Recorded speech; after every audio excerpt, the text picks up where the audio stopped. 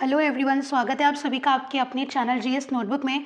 Guys, मेरे पास कुछ Telegram पे कुछ बच्चों ने पर्सनली मैसेजेस किए थे और बोला था कि मैम सांविधिक और संवैधानिक इन दोनों में अंतर क्या है, दोनों को हम कैसे डिफ्रेंशिएट कर सकते हैं।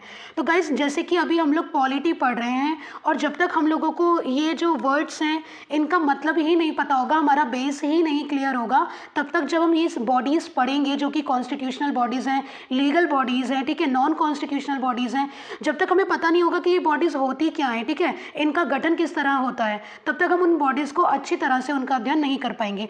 तो मुझे लगा 2-3 मिनट का वीडियो होगा ये, और मैं इसमें बस आपको इतना सा बता दूं कि सांविधिक और संवैधानिक इन दोनों निकायों में कितना अंतर है और क्या अंतर है, ठीक है, दोनों का गठन किस प्रकार होता है। तो चलिए अपनी वीडियो स्टार्ट करते हैं। स्टार्ट करने से पहले अगर आपने मेरा चैनल सब्सक्राइब ना किया हो तो प्लीज़ जाकर इसको पहले सब्सक्राइब कर लीजिए, बेल आइकन को प्रेस कर लीजिएगा, जिससे कि जितनी भी मेरी वीडियोज़ हैं उनसे आप नोटिफाइड ईजिली होते रहें, ठीक है। तो चलिए स्टार्ट करते हैं अपना टॉपिक। तो आज हम पढ़ने वाले हैं कि सांविधिक और संवैधानिक इन दोनों में बेसिकली थोड़ा सा अंतर है और कहने को बहुत मेजर अंतर है, ठीक है। तो वो माइनर और मेजर दोनों क्या अंतर है वो हम देखते हैं। तो सांविधिक निकाय क्या होते हैं?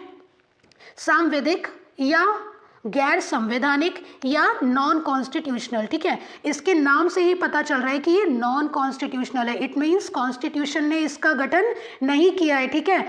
ऐसा निकाय, ऐसी बॉडी जिसका गठन संविधान में ना किया गया हो बल्कि संसद द्वारा बनाई गई किसी विधि के द्वारा किया गया हो।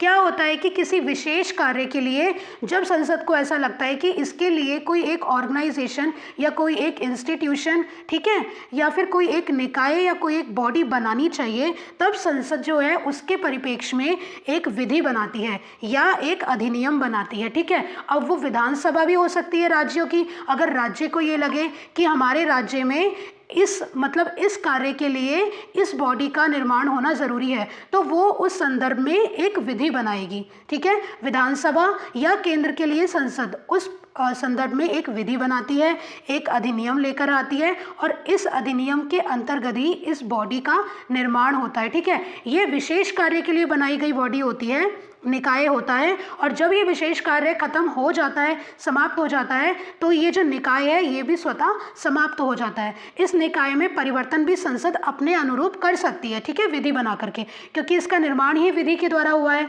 ठीक है। मतलब संसद के द्वारा बनाई गई विधि के द्वारा जिस भी ऑर्गेनाइजेशन का या जिस भी बॉडी का निर्माण होता है वो होती है नॉन कॉन्स्टिट्यूशनल, क्योंकि संविधान ने, मूल संविधान ने या संविधान ने उसका निर्माण नहीं किया है। बॉडी का निर्माण कौन कर रहा है? संसद कर रही है अपने अनुरूप किसी स्पेशल वर्क के लिए, ठीक है। अब वो बॉडीज कौन सी हैं वो मैंने आगे लिखी हैं, ठीक है। अब हम पढ़ते हैं संवैधानिक निकाय। संवैधानिक निकाय कौन से होते हैं? मतलब कि कॉन्स्टिट्यूशनल बॉडीज, ऐसी बॉडी जिनका गठन संविधान द्वारा किया गया है, ठीक है, हमारे कॉन्स्टिट्यूशन ने जिसका गठन किया है, ठीक है। और जो इसके मेंबर्स होंगे, इस बॉडीज़ के जो मेंबर्स होते हैं उनकी नियुक्ति स्वयं राष्ट्रपति करते हैं, ठीक है। और उनको हटाने की एक प्रक्रिया होती है, एक प्रोसेस होती है, इसका उल्लेख भी संविधान में है, ठीक है। और एक आर्टिकल ही इस जो बॉडी को डेडिकेट होता है, ठीक है। आप आगे देखेंगे कि जैसे वित्त आयोग है, वित्त आयोग का उल्लेख कहाँ मिलता है आपको? आर्टिकल 280 में। चुनाव आयोग है, इनका आपको उल्लेख कहाँ मिलेगा? आर्टिकल 324 में। अब ये NCSC है, इनके बारे में मैंने कल ही आपको बताया। NCSC national commission for schedule caste, article 338 इसके लिए डेडिकेटेड है।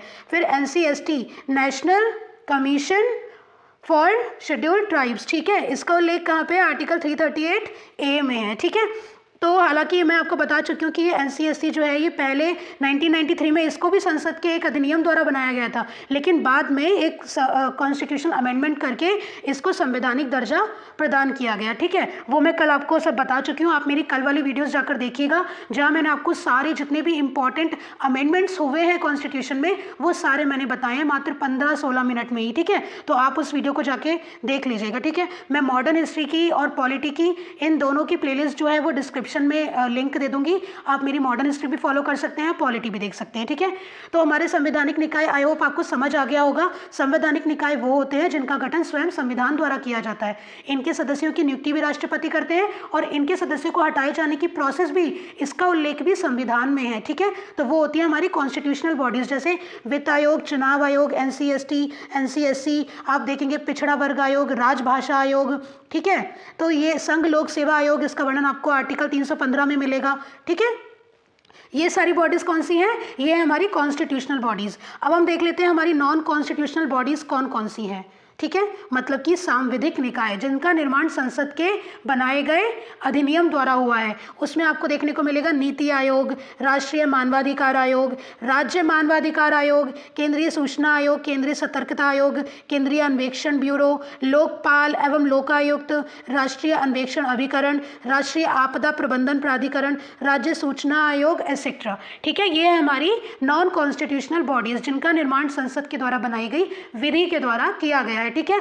ये एक विशेष कार्य के लिए बनाए गए बॉडीज हैं। जब इनका विशेष कार्य समाप्त हो जाएगा तो ये स्वतः ही समाप्त भी हो सकती है और इनके अंदर जो भी चेंजेस हैं वो भी संसद कर सकती है, जैसे कि इनका नाम परिवर्तित कर सकती है, ठीक है, या फिर इनका जो टारगेटेड विषय है वो भी परिवर्तित हो सकता है, ठीक है। तो इस प्रकार आई होप कि आपको ये टॉपिक समझ आया होगा, इन वर्ड्स का मीनिंग समझ आया होगा। कैसा लगा आपको ये शॉर्ट इन्फॉर्मेटिव वीडियो, आप मुझे कमेंट करके बताइएगा। वीडियो अच्छी लगी हो तो लाइक कीजिएगा, चैनल को सब्सक्राइब कीजिएगा। Thank you for watching my video and thanks for giving me a precious time. Thank you so much guys.